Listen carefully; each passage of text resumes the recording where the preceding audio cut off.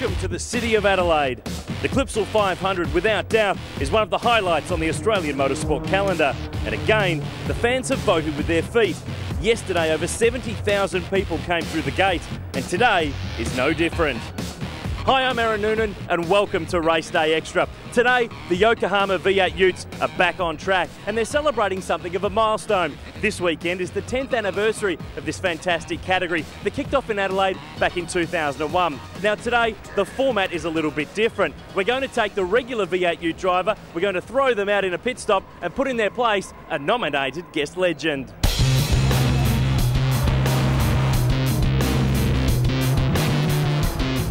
Seen what happens when we let 32 V8 Ute drivers loose on the streets of Adelaide?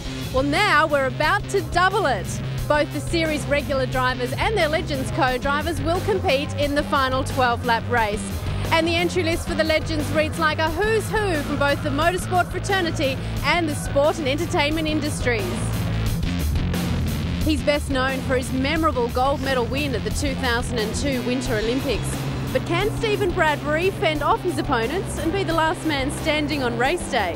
Yeah, well, that's going to be part of my strategy here at Clipsal. I've never raced here on this track, and it is very intimidating for an inexperienced driver around here. And I mean, I've had a little bit of experience in motorsport racing in Formula V, but I haven't driven the Utes too often. And, you know, they're a tricky thing to get your head around, but it's a lot of fun. And, you know, the speed and the adrenaline, what more can you ask for? It's great. Australian stunt rider Robbie Madison holds the world record for the longest motorbike jump, and his daredevil ways appear to make him well credentialed for a stint in the V8 Utes.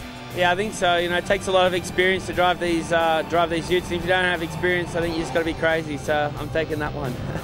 The list of motoring legends includes two-time Bathurst winner Tony Longhurst, rally specialist Rick Bates, and touring car veteran Andrew Madecki. While representing the V8 supercar fraternity are Paul Morris, Steve Owen, Luke Youlden and the recently retired Cameron McConville. What am I doing in this Ute? They're very, very different to drive. I drove the Sport Wagon at the 12-hour Bathurst and thought I should be pretty similar, but it's nothing like it. Yeah, it's going to be an action-packed weekend. And keeping the boys honest is the lone female entrant, Leanne Tander, who's teaming up with local SA driver Craig Dontis. Yeah, I think Craig's got a fair few fans here, and he's usually very strong in the V8 Utes, and this is first round of their championship, so I definitely got a bit of pressure on me to make sure I do a good job and not let him down. On Friday, it was the Legends' turn for a race of their own. Recently retired V8 driver Cam McConville found himself on fire, while motocross daredevil Robbie Madison didn't take long to adapt to Ute racing. Out in front, George Madecki was untouchable, leading home former Fujitsu Series champ Steve Owen. On Saturday, the regular drivers took back the wheel. McConville's co-driver Gary Baxter found himself with yet another engine problem. David Cedars and Grant Johnson were in a great battle for the lead, but in the end, Cedars got the cash. And today, it's a pit stop race, and they all get to have a run. Jason Barguana from Rock Racing's with me. The track, we know it so well, and with Ute races, this could be good fun. Oh, look, I have absolutely no doubt it'll be good fun. Here we are looking at Adelaide, obviously the circuit, one of the most exciting street circuits in the country, Turn 8, the famous Turn 8. So let's see if we can get the Utes through there without a bit of a drama. We've had plenty of action so far this weekend, so I'm sure this will be interesting. The rules here are that the regular Ute driver must start the race. They'll hand over in this 12-lap race to their nominated co-drivers. So Jeremy Gray and Gary McDonald will start on the front row of the grid, Kim Jane and Grant Johnson on row 2. So all of the regulars that we've come to know over the last few years in the V8 Ute series are pretty much up the front. They are, and they've obviously, with the driver change situation, they're handing their championship opportunities to someone else, someone who doesn't normally drive the car. So we've got a full field of guys here. There's some big names in this, isn't there, Aaron? So yeah, it should be quite interesting to see. Yeah, James Brock is back having a run in a Ute this weekend. He normally runs the car for Paul Williams. Mel Rose has joined in the fun. Of course, Stephen Bradbury, Leanne Tander.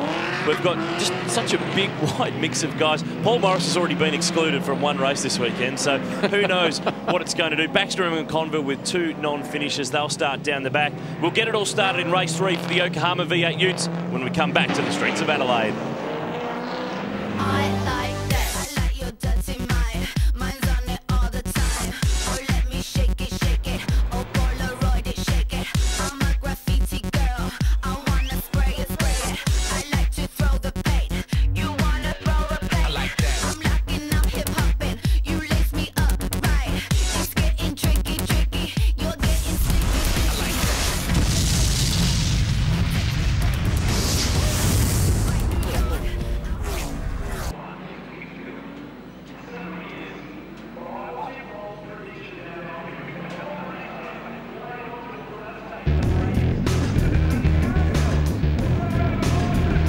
It's a good time to stand back from the concrete wall. The V8 Utes are on track, ready for race 3. We'll be in car with the reigning champ, Jack Elsgood. Now, he's going to share his car today with Andrew Madiki, the former touring car and open wheel star, who is starting on the 3rd row of the grid. We'll be with Jack with the DBA in car in the Falcon, which isn't green anymore, Bugs. It's gone white. It's gone white. He's got a brand new brand of beer on there. It's still a Cooper's brand, but obviously they've gone for a bit of a different look. So in there with Andrew Fisher, I should say, in the Jesus entry.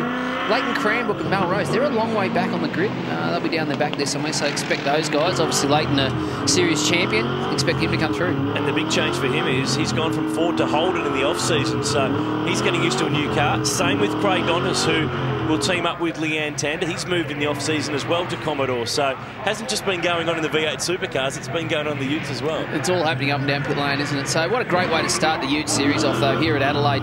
We saw last year the action was plenty and thick and fast at the start of the championship, and this year they have not disappointed, so hold on to your seats, guys. This is going to be a cracker. Kim Jane will be on the 2nd row of the grid. He'll share with Steve Owen, the former Fujitsu Series champion. So just such a wide mixture of names and people with motorsport experience, some without a great deal of it. Jeremy Gray will team up with George Madiki. Don't know how George has squeezed in as a legend, given that he's been driving the last couple of years in Utes, but you never know. Chris Pith of the Kiwis back to have a run this weekend, so it should be good fun. This 3rd and final race, a compulsory pit stop. They must be stationary for 60 seconds, so regardless how fast they do their driver change, they have to wait for a minute. Well, that's exactly right. So they can fire into the pit lane, jump out of the car, jump in the car, get it all done in 12 seconds, but they've got to sit there for another 48. So there's no, what it does, it actually takes a little bit of pressure off the driver change in terms of making sure the belts are done right, the window net's up, all that sort of stuff, so that they get it right and it's safe. What a sight. The main straight in the Adelaide Parklands. Look at that grandstand. It is full. The Utes go right back around to the final corner at turn 14. Jeremy Gray on the left of screen in the Falcon. Gary McDonald in the blue Commodore to start from the front. Look for David Cedars as well. First time in the Ute this weekend, has already had a race win. He'll team up with Rod Barrett, the GM of Ford Performance Vehicles, who's having a run this weekend. And we're off and running towards the centre chicane. Great start from Kim Jane. Our pole man, Jeremy Gray, has been swamped by both Gary McDonald and Grant Johnson. That looked like the workhorse Falcon going around in the background. In fact, Steve McFadden. They nearly made it. They nearly made it through, but there was only one car backwards. Luckily, no one hit him. So locking brakes already. Look, the guys are really pushing hard. They really want to get an advantage before this pit stop. Riding with Kim Jane, putting the pressure on Grant Johnson, the former champ, who has switched colours. We've been so used to seeing him in the Grove Fruit Juices car, but the black, mean machine. There's some familiar colours on a new car. Wilson Security stepping in to support hometown hero Charlie Kovacs, who's been with the Ute Series since it began here a decade ago. So it's just as much an anniversary for him as it is for the category. Yeah, I mean, obviously it's great to see guys that are in series for a long time, but all the new colours, all the new cars, sponsors, and it's very exciting for the Ute Series this year with a start with an endurance type driver change race. It's certainly a bit different. And wait till some of these legends come out. I reckon that'll be quite interesting as well. I think that's the funny part, because they don't own the cars. So we've seen a bit of a lack of respect of equipment over the course of the weekend so far. Back with Andrew Fisher, who is sharing with Rick Bates.